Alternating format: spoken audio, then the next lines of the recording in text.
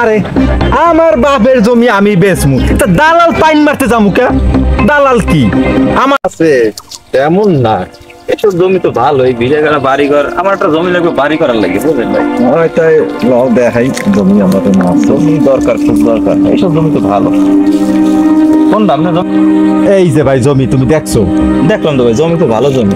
এইটা এটা মনে করো জোসলে ফলন হয় প্রায় 22-23 মন ফলন হয়।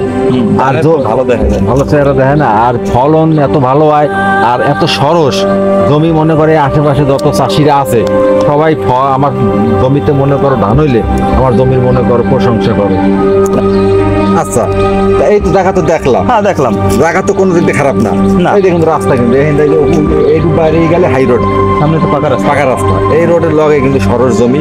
কারণ দেখাইলাম বাবু, হ্যাঁ আমি মালিক জমি, তুমি ক্রেতা কিনবা, ঠিক আছে? যদি দরদামে বনে তাইলে জমি তোমার আমার মধ্যে সম্বন্ধ হইবে, জমি হইলে ছেড়ে দেবো। তোমার টাকা যদি আমার কপালে থাকে, ভাগ্যে থাকে, তাহলে তো হইবে, নালে না। তা তো অবশ্যই। এখন কাকা দামটা কই দেন, যেরকম বেচবেন হ্যাঁ এরকম কই দেন, জানি নিতে পারি। হ্যাঁ, আল্লাহর হুকুম হইলে হইবে। আপনি যদি কইয়ে দেন, আপনি যদি বেচতে না দেন বাবা, আমি জীবনও কিন্তু আর মনে আপনি বেচতে দিতে হইবে। তা ঠিক। আপনি দাম কইয়ে দেন। শোনো, তুমি নিলে শতাংশে 1 লাখ করে দেবা। 1 লাখ? হ্যাঁ, 22% আছে, 22 লাখ টাকা দেবা। তারপর মনে করো দলিল দেওয়া নেওয়ার সময় একটু কম বেশি কিছু হয়, হ্যাঁ করলে করবো, মানে এটা আনি, হ্যাঁ ওইবে আনে। তোমার লাগে কাকা দামটা একটু বেশি হয়ে যায় না? কি ক বাবা, পাঠি তো ওইবারই ওই যে ওই পাড়ার যে ইটালি থাকে না, কলিমুদ্দিনে পোলা বুঝছি। জুলাসরাও দাম দরদাম কইছিল, অগত তো দেই নাই। কারণ এই দেশে তো মনে করো দালালে ভরা। যাই হোক, এখন যদি আপনি কইয়ে দেন, ঠিক মতো কইয়ে দেন। আরে বাবা দাম পাবো, মানে তোমার আগে দেখো যে জমি পছন্দ হয়েছে কিনা, দাম হ্যাপার 2 টাকা কম বেশি মানে পাবো, মানে জমি তো মাশাআল্লাহ জমি পছন্দ হয়েছে। জমি মনে কাকা রাজস্বীয় জমি। হ্যাঁ। কাকু কাকু আপনি এই জায়গা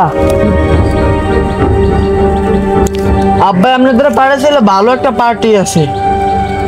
আচ্ছা ঠিক আছে, যাও যাও যাও, আমি আনে সময় মতন দেখা করবো, আনে সন্ধ্যায় যাবো, আনে তোমার বাপের কইও। কি দেয়? কি আর কমু বাবা, দুঃখের কথা, এই দালালের কারণে এই জমিটা আমি বেচতে পারি না, কথা বুঝছো? কাকু দালালে দেশটা বদলে গেছে। হয়। আপনি একটা ঘরে মিটেল আনতে গেলে হেনেও দালাল আছে। আপনি একটা গরু বেচবেন, দেখবেন আপনার বাড়ি 10 জন, কইতে না কইতে 10 জন। আপনি গাছ বেচবেন, আপনার বাড়ি দালালের অভাব নাই। অভাব নেই। এমনকি কাকু যদি কোনো মাইয়ে বলে বিয়ে দিতে যায়, কাকু এত দালাল আছে, বুঝছেন? দালাল ছাড়া কোনো কথা নাই।